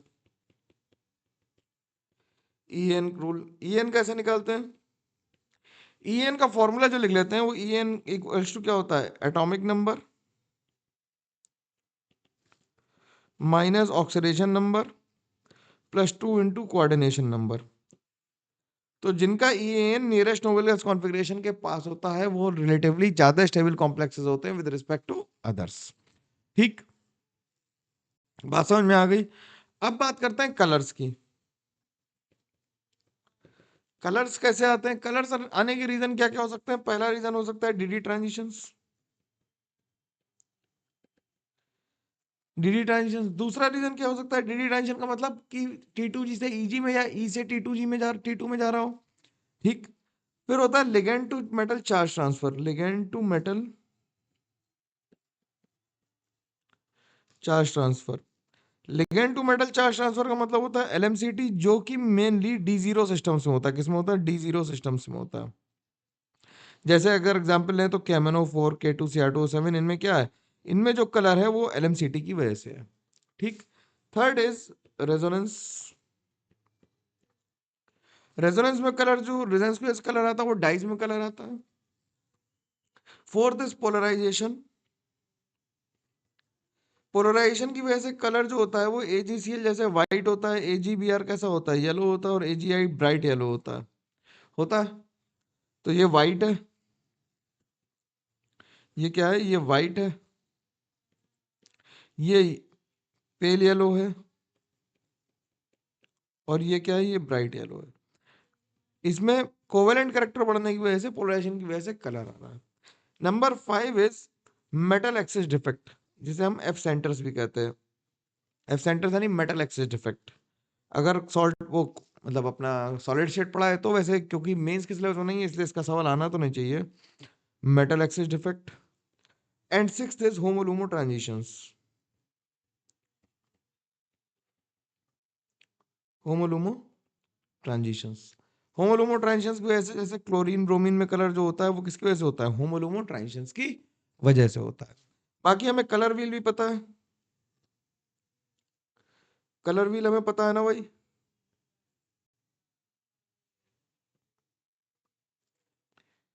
कि VIBGYOR, तो ये कलर व्हील है अपना, कि हमें जो कलर एब्जॉर्ब हो रहा है उसके करस्पॉन्डिंग कॉम्प्लीमेंट्री कलर दिखाई देगा। अगर ग्रीन एब्जॉर्ब हुआ है तो रेड एमिट होगा। ठीक है, सिंपल सी बात है, तो इस वजह से हमें कलर दिखते हैं। ठीक, कोई दिक्कत की बात इसमें नहीं होनी चाहिए। ठीक, अब इसके सवाल देख लेते हैं। सवाल क्या कह रहा है, सवाल कह रहा है हमसे, सवाल हमसे कह रहा है which of the following can not be explained by the crystal field theory, order of spectrochemical series. Spectrochemical series का ऑर्डर हम लोग क्रिस्टल फील्ड थ्योरी से एक्सप्लेन नहीं कर सकते। मैग्नेटिक प्रॉपर्टी कर सकते हैं, कलर कर सकते हैं, स्टेबिलिटी कर सकते हैं। ये बात सबको जग जाहिर हो गई, अब तो बात सबको पता है ना। अगला देख रहे हैं क्या कह रहा है कि इसमें हमें बताना है कि CFSE बतानी है। CFSE बतानी, तो CFSE निकालने के लिए हमें क्या निकालना पड़ेगा कि T2G और EG में कॉन्फ़िगरेशन कैसा है। तो TI पे ऑक्सीडेशन नंबर +2 है, वेनेडियम पे +2 है, MN पे +3 है, और Fe पे +3 है। ठीक, तो Ti+2 में वीक फील्ड लिगेंड है, ये कैसा लिगेंड है, वीक फील्ड लिगेंड है, और वाटर का सब में वीक फील्ड है। तो इसे हम लिखेंगे तो टाइटेनियम का जो एटॉमिक नंबर है वो कितना है, 22। 22 Ti+2 का कॉन्फ़िगरेशन लिखेंगे तो AR3D2 लिखेंगे। AR3D2 लिखेंगे तो जब ऐसे हम T2G के फॉर्म में लिखेंगे तो T2G2 लिख देंगे और EG0 लिख देंगे। इसी तरह से वेनेडियम का 23 होता है तो इसे लिखेंगे T2G3 और EG0। ठीक, T2G3 और Eg0। वेनेडियम 23 होता है, वेनेडियम कितना है 23, Mn कितना है 25 और Fe कितना है 26। अब Mn का लिखेंगे, Mn+3 में क्या लिखेंगे, Mn+3 में हो जाएगा T2G3 Eg1, क्योंकि 4 इलेक्ट्रॉन हो गए भाई, 4 हो गए ना। अब देखो जरा, अगर हम 4 इलेक्ट्रॉन भरेंगे वीक फील्ड लिगेंड में, तो 3 तो नीचे भर देंगे और एक ऊपर भरना पड़ेगा हमें, क्योंकि होल्स रूल तो लगाएंगे ही पहले हम लोग, सब में एक एक इलेक्ट्रॉन जाएगा फिर एक ऊपर जाएगा। और Iron+3 में कितना हो गया, T2G3 और Eg2। तो T2G3 और Eg2 में आयरन का तो हो गया 0, हो गया। CFSE का फॉर्मूला में याद था, CFSE किसके बराबर थी, CFSE थी कितना, number of electrons in T2G orbital into minus of 0.4 delta हो plus number of electrons in Eg orbital into plus 0.6 delta हो, है ना। तो ये कितना हो गया, ये हो गया कितना, अगर T2G के लिए लिखें तो ये हो गया 2 इंटू माइनस का 0.4, यानी कि इसके लिए कितना आ जाएगा, इसके लिए लिखते हैं 0.8 माइनस का, इसके लिए लिखते हैं क्या, माइनस का 0.8, माइनस का 0.8, तो इसके लिए हो गया 4। इसके लिए लिखते हैं माइनस का 1.2, इसके लिए माइनस का 1.2 हो गया, ठीक। इसके लिए हो गया कितना 0, और इसके लिए कितना हो गया माइनस का 4×3 = 12 और 6 माइनस का 0.6 डेल्टा हो, तो इसके लिए 0.6 हो गया। तो आंसर हमारा आ गया, हमारा आंसर क्या आ गया, हमारा आंसर आया, पहले का आ गया 4, पहले का 4 आया, दूसरे का 1 आया, तो पहले का 4, दूसरे का 1, तीसरे का 2 और चौथे का 3 आ गया, तो आंसर आ गया 3, ठीक। अगला सवाल बिल्कुल सेम सवाल है, इसे मैं उम्मीद करूंगा सब लोग अपने आप लगाएंगे, इसे मैं उम्मीद करूंगा सब लोग अपने आप लगाएंगे, ये जानबूझ के लिया है इसलिए क्योंकि तो प्रैक्टिस हो जाए। तो इसका आंसर डायरेक्टली मैं लिख दूं क्या, कि क्रोमियम+3 में, Fe+3 में, अभी हम लोगों ने लिखा निकल+2 में है, और वेनेडियम+3 में, वेनेडियम+3 में क्या हो जाएगा, वेनेडियम+3 में 4 हो जाएगा T2G2, ठीक। क्रोमियम+3 में हो जाएगा T2G3, T2 3 Eg0, ठीक है। T2G भी होना चाहिए इसमें, सब जगह जी लिखा होगा, है ना, वो मिसप्रिंट हो गया है, ठीक। तो इसका आंसर जो मार्क करोगे, आंसर एक साथ मार्क कर देंगे 4, ठीक। पहले का 2 तो किसी में दिया ही नहीं हुआ, तो पहले से ही देख के आंसर आ जाएगा। अगला क्या कह रहा है, arrange the following covert complexes in order of increasing CFSE। अब CFSE किस पे डिपेंड करती है, हम लोगों ने लिखा था फील्ड स्ट्रेंथ पे। CFSE किस पे डिपेंड करती है, फील्ड स्ट्रेंथ पे डिपेंड करती है यार, सिंपल बात है। तो ये कैसा है, ये वीक फील्ड लिगेंड है, तो जो फील्ड स्ट्रेंथ का ऑर्डर है, फील्ड स्ट्रेंथ का ऑर्डर क्या है, F- सबसे कमजोर है, फिर वाटर है, फिर अमोनिया और फिर EN है। तो D सबसे ज्यादा हो गया और A सबसे कम हो गया, यानी आंसर क्या आ गया, आंसर A आ गया, आसान बात। अगला कह रहा है which of the following will show colour due to D transition. अब डी ट्रांजिशन उसमें होगा जिसमें डी इलेक्ट्रॉन्स होंगे, Mn+7 में D0 कॉन्फ़िगरेशन, क्रोमियम+6 में D0 कॉन्फ़िगरेशन, क्रोमियम+6 में D0 कॉन्फ़िगरेशन, तो ये कॉपर D9 है, कॉपर+2 में किस कैसा हो गया 3D9 हो गया, तो इसी में डी ट्रांजिशन हो सकता है, तो आंसर क्या आ गया 4। देख रहे हो, सवाल को आसानी से लगाना ज्यादा आसान काम है, ज्यादा देन डिफिकल्ट करके उसे लगाने से। तो ये बात हो गई क्रिस्टल फील्ड थ्योरी की। अब हम लोग बात कर लेते हैं आइसोमेरिज्म इन कोऑर्डिनेशन कॉम्प्लेक्सेस की, लास्ट टॉपिक है, बस 15 मिनट और लगेंगे इसे खत्म करने में, ठीक है। तो कोऑर्डिनेशन कॉम्प्लेक्सेस में आइसोमेरिज्म कर लेते हैं, आइसोमेरिज्म इन कोऑर्डिनेशन कॉम्प्लेक्सेस, ठीक। आइसोमेरिज्म इन कोऑर्डिनेशन कॉम्प्लेक्सेस में बात करें तो दो तरह की आइसोमेरिज्म हो सकती है, कैसी, स्ट्रक्चरल और स्टीरियो। स्ट्रक्चरल आइसोमेरिज्म कितने तरह की हो सकती है, पहले लिख लेते हैं कौन सी, पहले लिख लेते हैं आयनाइजेशन। ये भाई सबको आती है, आयनाइजेशन आइसोमेरिज्म में क्या होगा कि आयनाइजेशन आइसोमेरिज्म हो गया, आयनाइजेशन के बाद क्या आती है, आयनाइजेशन के बाद आती है हाइड्रेट या सॉल्वेट आइसोमेरिज्म कह सकते हैं इसे, ठीक। उसके बाद आ जाती है लिंकेज, लिंकेज के बाद आ जाती है कोऑर्डिनेशन स्फीयर, और फिर आ जाती है coordination position, coordination position. Stereo isomerism में क्या आ जाएगा, स्टीरियो आइसोमेरिज्म में आ जाएगा ज्योमेट्रिकल और ऑप्टिकल, ज्योमेट्रिकल और ऑप्टिकल। एक एक करके सबको पढ़ते हुए चलते हैं और फटाफट खत्म कर लेते हैं, ठीक है। तो देखते हैं सबसे पहला कौन सा है। पहला है आयनाइजेशन आइसोमेरिज्म। आयनाइजेशन आइसोमेरिज्म यार थोड़ा सा मैं लिख के रख लूं क्योंकि इसमें बोलना बहुत पड़ेगा, है ना। आयनाइजेशन आइसोमेरिज्म उन कंपाउंड्स में होगी जिनका एम्पिरिकल फार्मूला सेम होगा, लेकिन एक्वस सॉल्यूशन में वो डिफरेंट आयंस प्रोड्यूस करेंगे, यानी कि उनकी प्राइमरी और सेकेंडरी वैलेंसी क्या होगी, इंटरचेंज हो जाएगी। क्या हो जाएगी, प्राइमरी और सेकेंडरी वैलेंसी इंटरचेंज हो जाएगी। यानी कि अगर हम इसमें ब्रोमीन और सल्फेट को देखें तो देखो सल्फेट एक में बाहर और एक में अंदर है। पानी में डालने पे ये क्या करेगा, ये सल्फेट प्रोड्यूस करेगा और ये ब्रोमीन प्रोड्यूस करेगा। दोनों में AgNO3 डालेंगे तो एक में पेल येलो प्रेसिपिटेट आएगा, एक में व्हाइट आएगा। तो ऐसे आइसोमर्स को हम क्या कहते हैं, कोऑर्डिनेशन, इन्हें कहते हैं आयनाइजेशन आइसोमर्स, ठीक। फिर उसके बाद हाइड्रेट आइसोमरिज्म की बात करते हैं। हाइड्रेट आइसोमरिज्म में जिसमें होगा, जिसमें number of water of hydration जो होंगे वो कोऑर्डिनेशन स्फीयर के अंदर और बाहर होते जाएंगे।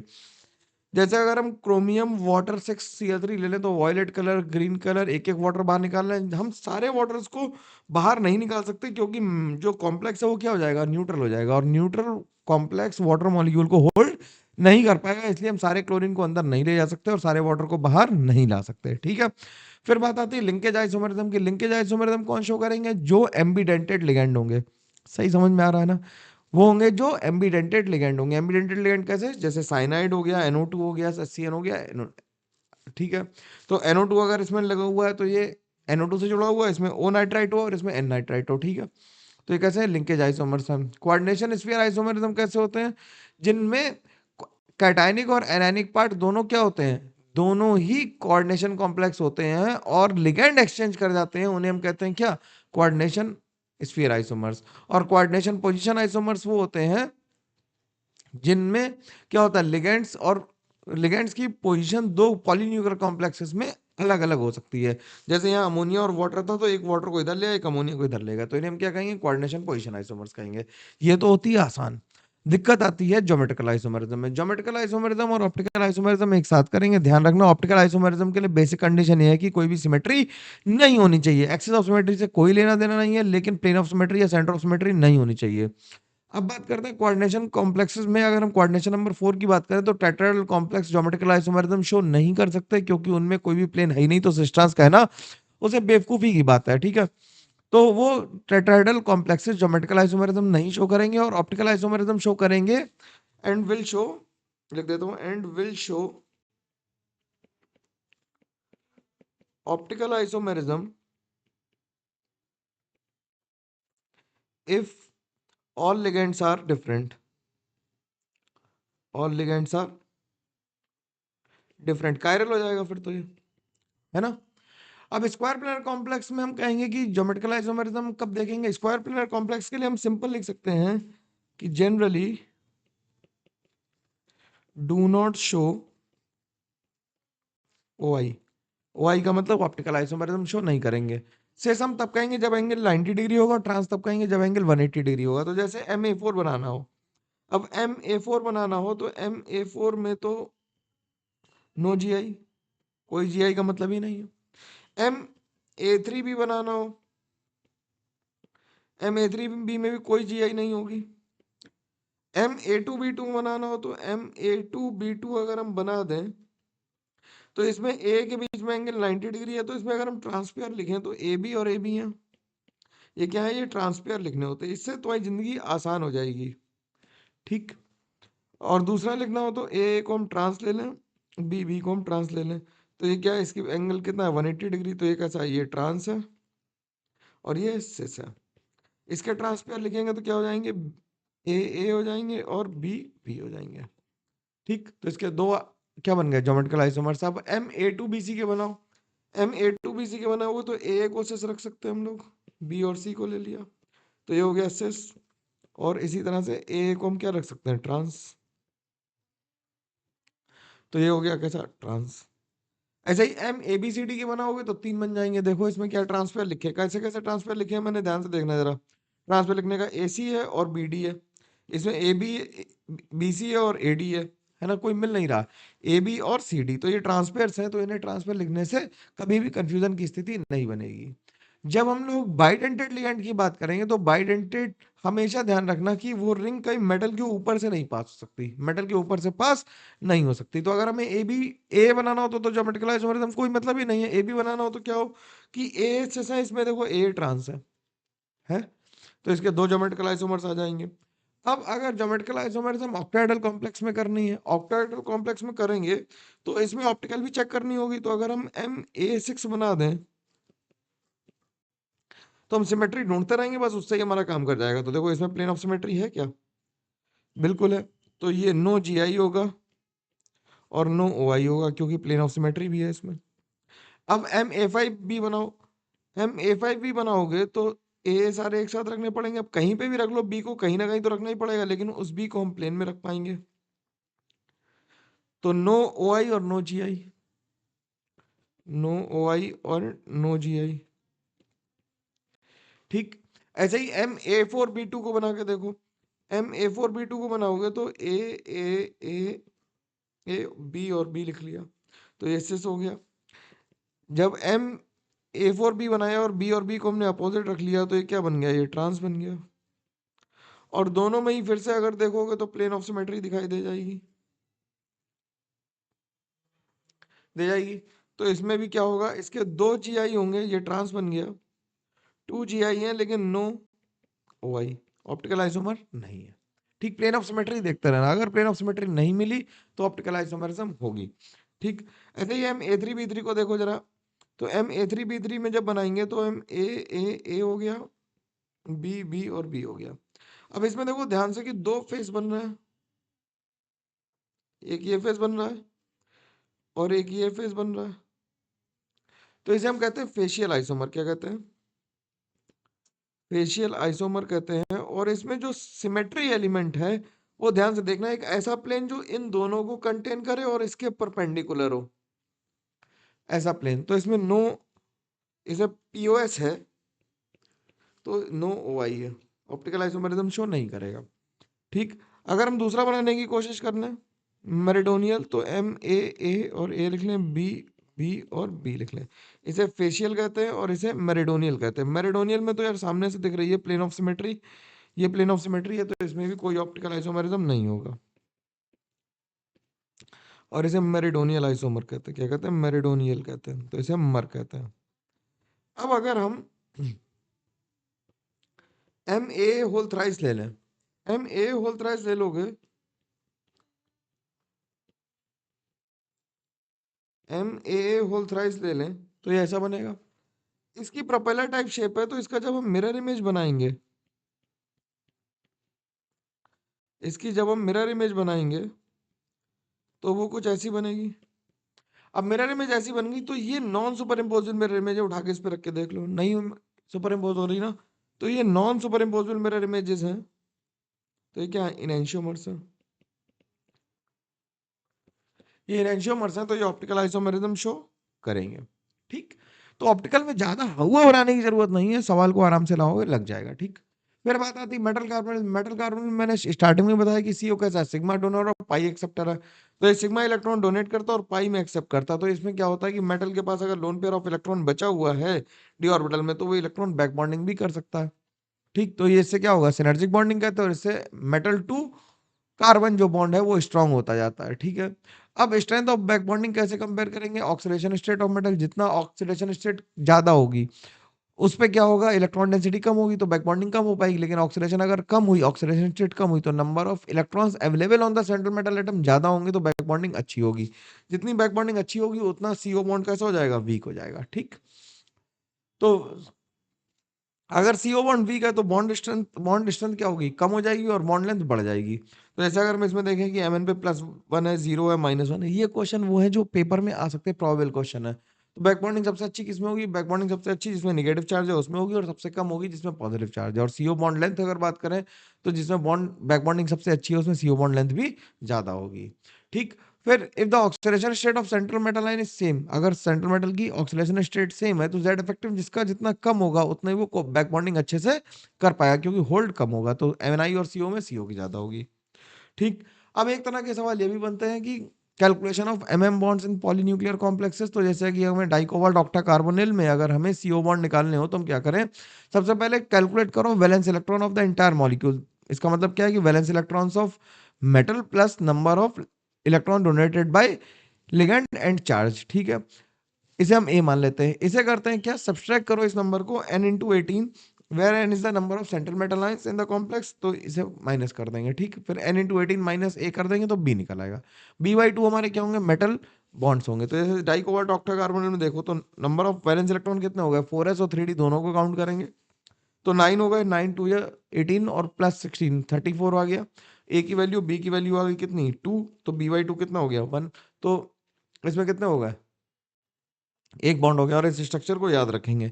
Mn2CO10 पूछा गया पेपर में, तो इसमें MnMn बॉन्ड भी निकाल के दिखा दिए मैंने, तुम्हें ध्यान रखना है और भूलना नहीं है, ठीक है। इसके बाद विल्किंसन कैटलिस्ट, ये छोटी छोटी बातें, इन बातों को अपने आराम से देख लेना। अब हम लोग बात करें तो सीधे हम लोग क्वेश्चंस पे चल सकते हैं। हम लोग क्या कर सकते हैं, हम लोग क्वेश्चंस पे चल सकते हैं। तो क्वेश्चन देखते हैं। क्वेश्चन क्या कर रहा है कि match the list one with list two. अभी हमें ये बताना है कि ये किस तरह की आइसोमेरिज्म शो करेंगे। ऐसे सवाल को करने के लिए क्या करना है, ज्यादा मेहनत करने की जरूरत है नहीं, बिल्कुल। इसमें क्या कर रहा है कि जब दो कॉम्प्लेक्स हैं तो हम इसमें क्या कहेंगे, दो कॉम्प्लेक्सेस में किस तरह की आइसोमेरिज्म होगी, दो कॉम्प्लेक्सेस में हमेशा कोऑर्डिनेशन आइसोमेरिज्म होगी, तो इसे कोऑर्डिनेशन आइसोमेरिज्म कर देंगे, ठीक। अब NO2 है, NO2 कैसा एम्बिडेंटेड लिगेंड है, तो कैसे आइसोमेरिज्म करेगा, लिंकेज करेगा, सही।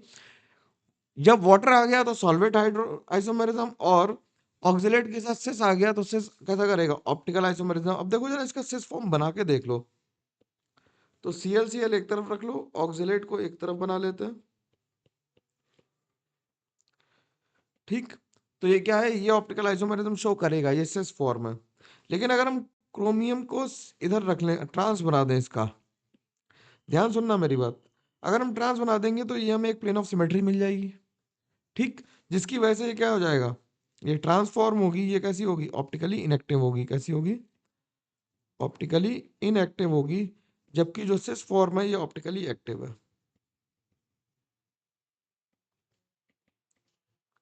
ठीक।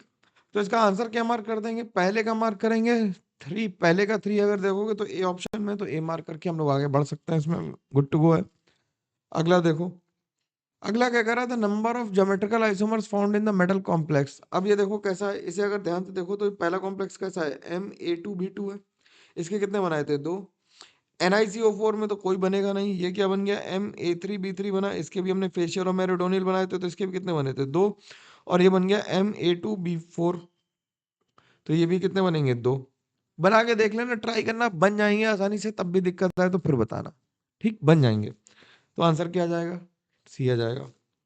अगला सवाल क्या कर रहा है, the number of geometrical isomers possible in try amine nitrito cobalt 3। तो try amine nitrito cobalt 3, try nitrito cobalt के साथ हमें बनाना है, तो ये हो गया। और इसमें एक्स बनना है, तो ये क्या हो गया, Ma3B3 हो गया। तो इसमें तो दो बनेंगे, कौन कौन से, फेशियल और मेरिडोनियल। और कह रहा है ट्राई ऑक्सिलेटो के साथ क्या है, क्रोमेट है, OX होल थ्राइस 3 माइनस। इसमें कितने बनेंगे, इसमें तो एक भी बनने से रहा, इसमें तो 0 बनेंगे।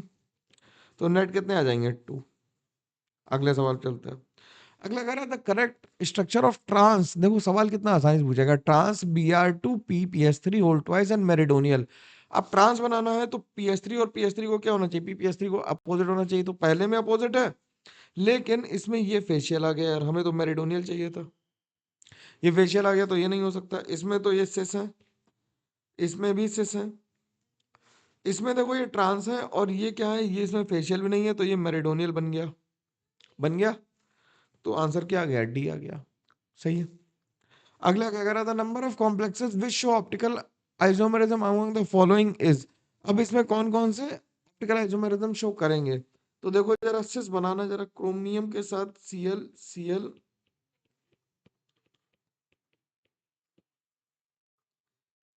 ये तो करेगा।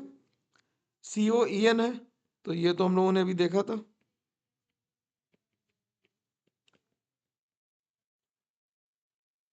ठीक। ये भी करेगा। सिस अगर हमें प्लेटिनम के साथ बनाना है तो प्लेटिनम के साथ भी देखो बिल्कुल सेम है, इसके साथ भी बिल्कुल सेम है अपना।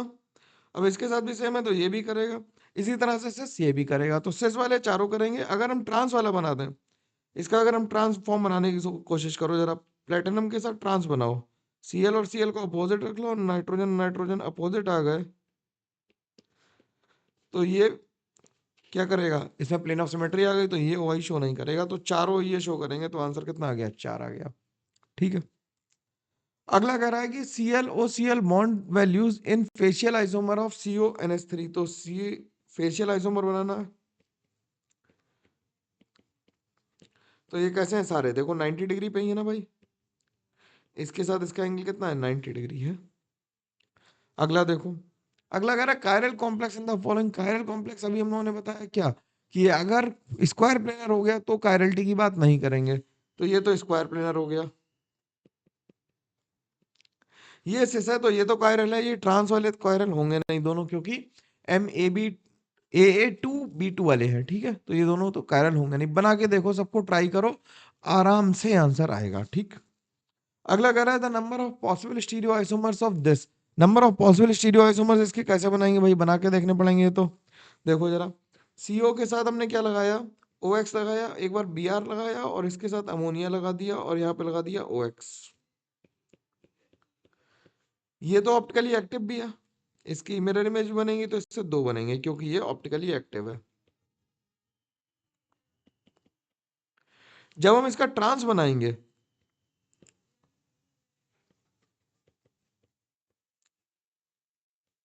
जब हम इसका ट्रांस बना देंगे तो ये ऑप्टिकली इनएक्टिव आ जाएगा, इसमें प्लेन ऑफ सिमेट्री आ जाएगी, तो ये ऑप्टिकली इनएक्टिव आ जाएगा। क्या आ जाएगा, ऑप्टिकली इनएक्टिव आ जाएगा। तो इसके जो आंसर आ जाएंगे कितने, 2 इससे बनेंगे और 1 इससे बनेगा, तो टोटल कितने बन गए, 3 बन गए। ठीक। अगला सवाल कह रहा है ब्रेजिंग, अभी हम लोगों ने बनाया था MN का स्ट्रक्चर, ये तो सीधा सीधा ही है।